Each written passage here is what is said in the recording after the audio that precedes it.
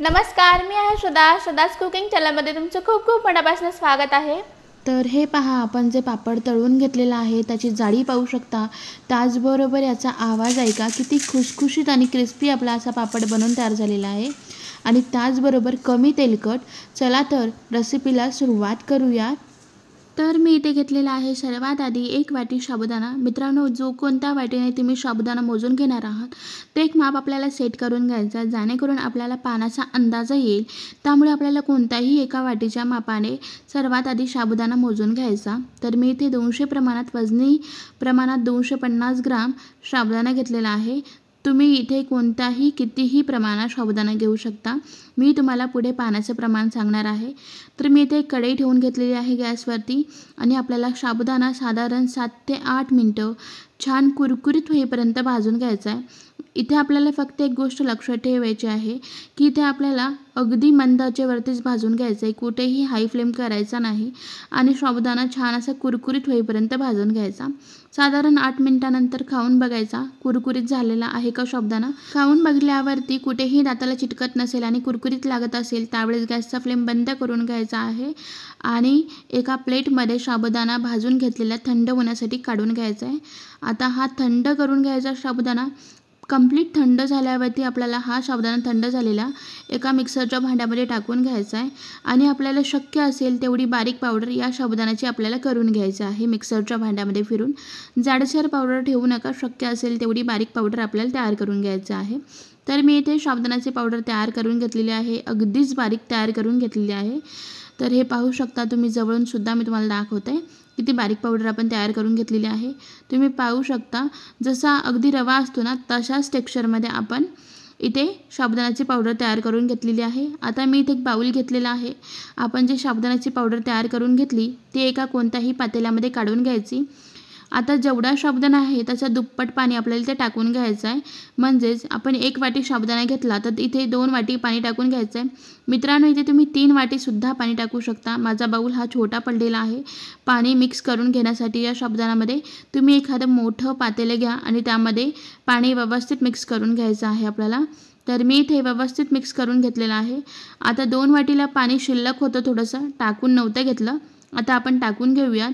तर मी या पाण्यामध्ये साबुदाणा व्यवस्थित मिक्स करून घेतला।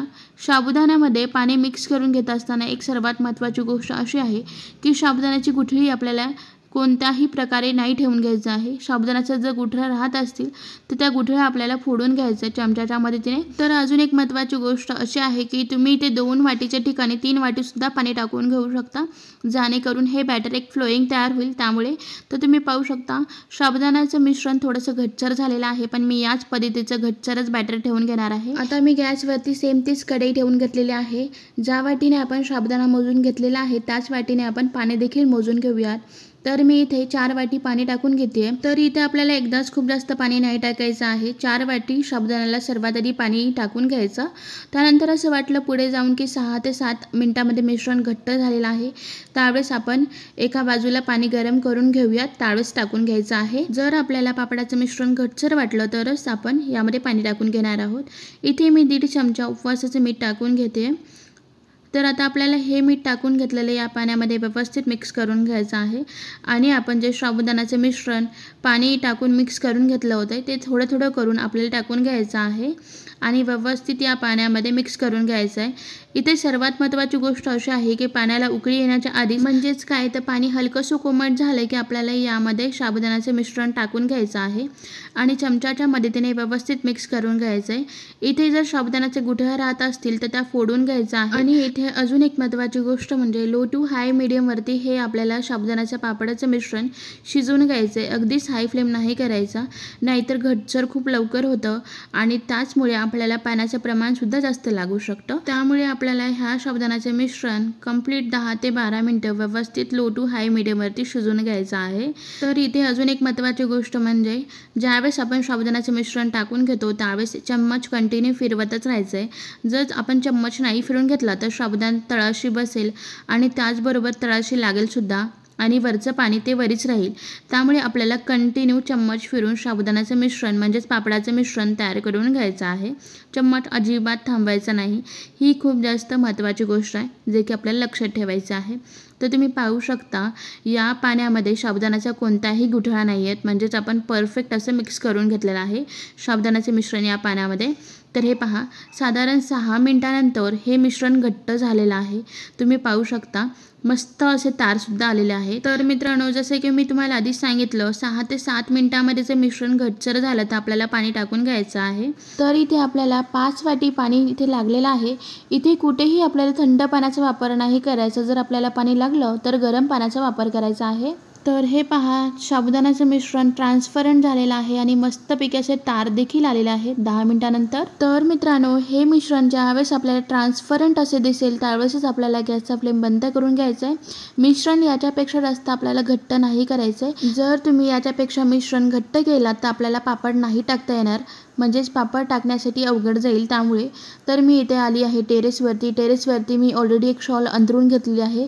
त्यावरती ही मी प्लास्टिकची शीट टाकून घेतली आणि त्याहीपेक्षा महत्त्वाची गोष्ट म्हणजे या शीटला मी अजिबात तेल न लावता पळीच्या मदतीने आपण पापड टाकून घेतो आहे.